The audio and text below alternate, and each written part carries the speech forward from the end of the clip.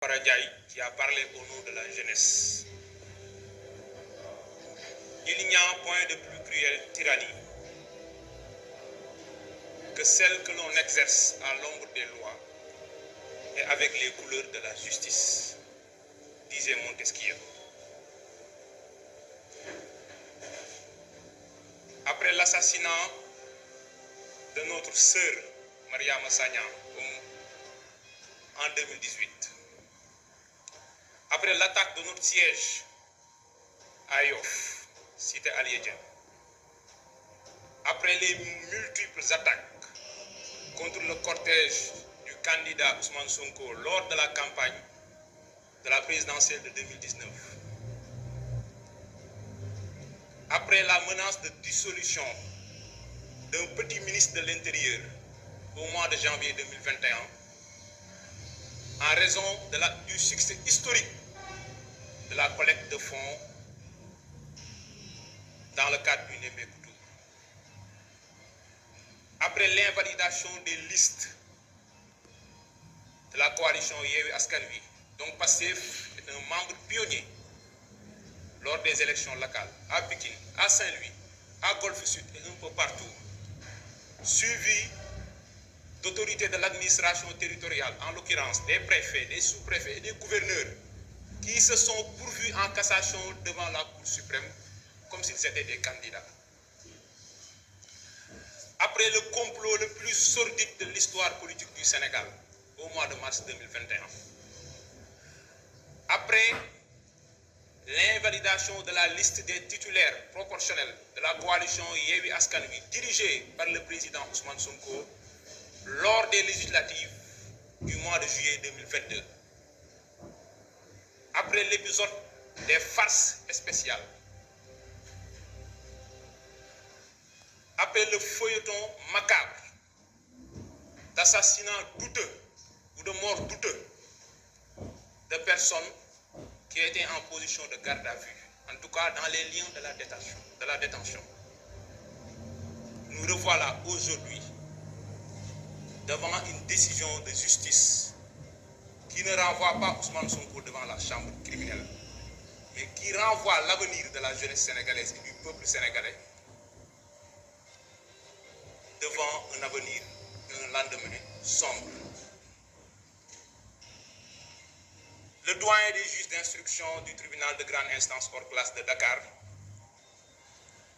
a pris le mardi 17 janvier 2023 une ordonnance prononçant une prise de corps, une mise en accusation et un renvoi devant la chambre criminelle. À la lumière de l'article 175 du Code de procédure pénale, c'est la loi qui parle.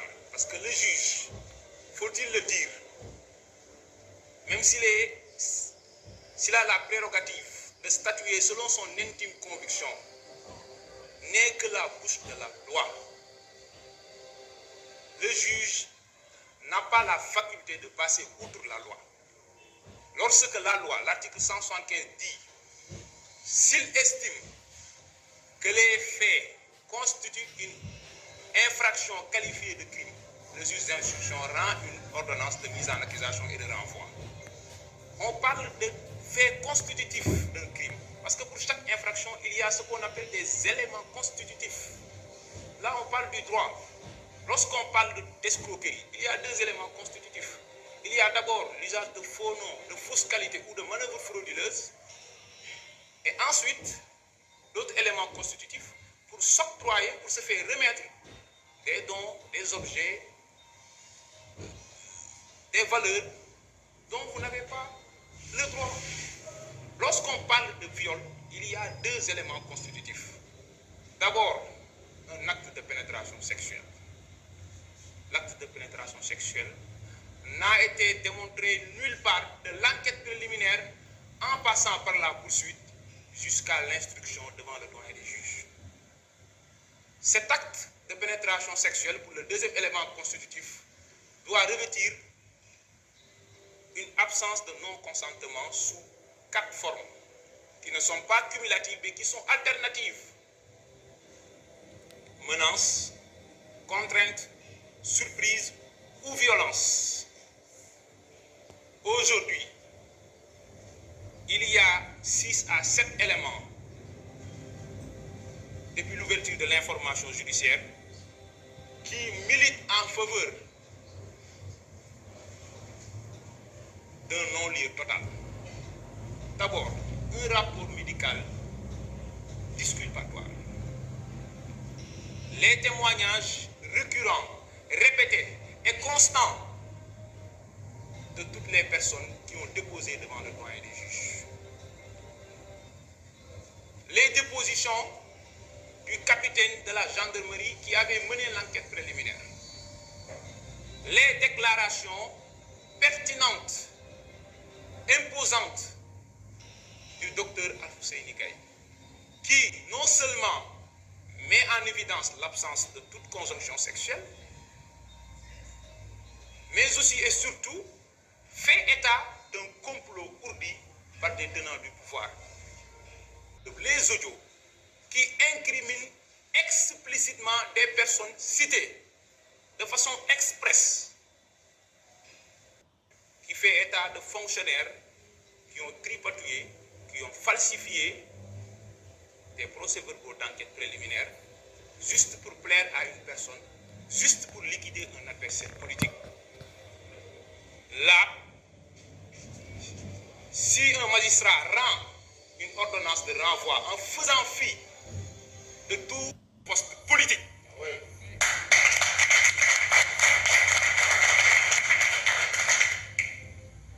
aujourd'hui, à l'indépendance, la Constitution du Sénégal a rendu la souveraineté au peuple. Parce que c'est une constitution calquée sur la constitution du général de Gaulle de 1958, qui a voulu libérer le peuple français du jeu des partis politiques dans le cadre du régime parlementaire de la 4e République française. C'est une constitution qui rend la plénitude des pouvoirs au peuple, même s'il y a l'hypertrophie d'une personne qui a été élue directement par le peuple. C'est pourquoi il y a des mécanismes comme le référendum. Parce que le peuple a la souveraineté. La justice, elle est rendue au nom du peuple.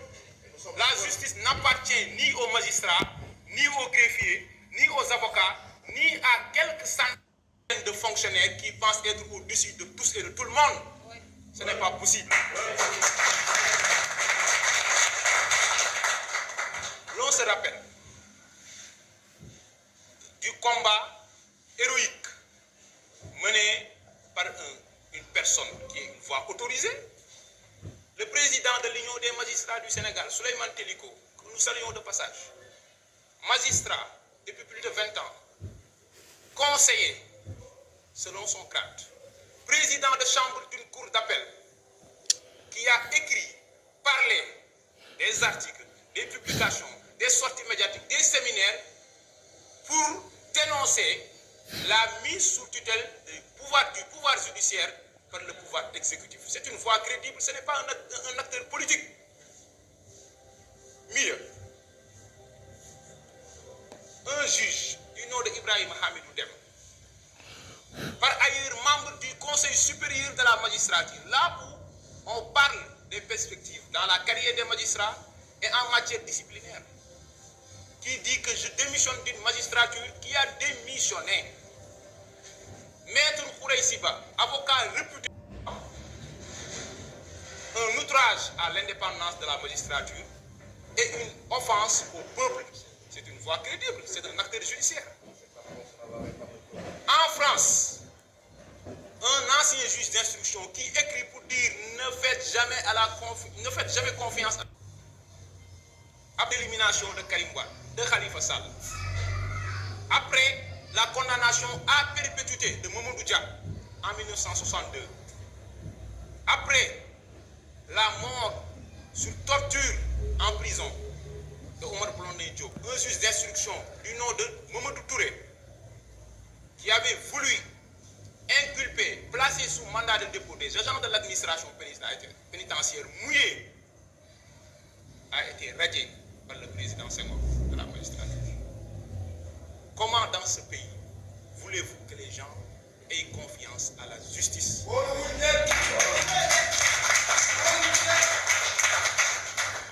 Aujourd'hui, ce combat est le combat du peuple sénégalais. Parce que nous avons le choix entre deux postures. Parce que nous sommes à la croisée des chemins. Il y a des moments de l'histoire où il faut prendre ses responsabilités. Soit nous acceptons de rester dans les geôles et sous la mainmise de ces affidés du pouvoir, de ces personnes sans vergogne ni scrupules, de ces délinquants à col blanc, de ces malfrats, de ces criminels financiers à la solde de puissances étrangères pour esseler le peuple sénégalais, ou soit nous libérons définitivement le peuple sénégalais.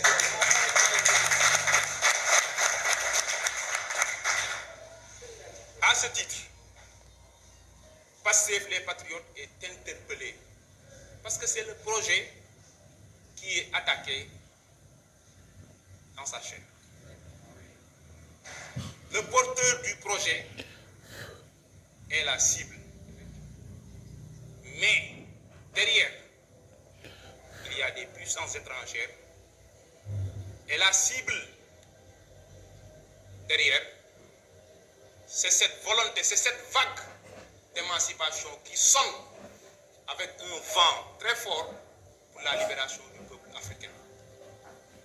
Aujourd'hui, Pastef a des structures de base. Ce combat n'est pas le combat seulement des activistes, quand même qui se battent pour qu'on les emprisonne.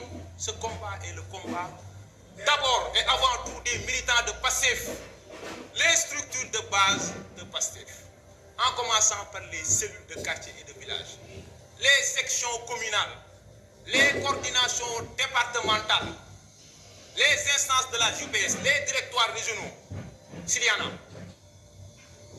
le mouvement des cadres, le mouvement des femmes, le mouvement des enseignants, Macky Pastef, ce combat est le vôtre. Ce combat est avant tout le combat des militants de Pastef, les patriotes qui doivent être au devant de la scène pour sonner la résistance à grande échelle. Partout. Partout. C'est la raison pour laquelle la section communale de Grand Yoff s'inscrit dans le même sillage que le mouvement des jeunes du parti la JPS nationale et demande à toutes les sections communales d'adopter la même démarche, de tenir des points de presse, d'investir les réseaux sociaux et les médias, de sonner la mobilisation pour balayer la route à cette mascarade destinée à la liquidation politique de Ousmane Sonko et à l'assassinat du peuple sénégalais.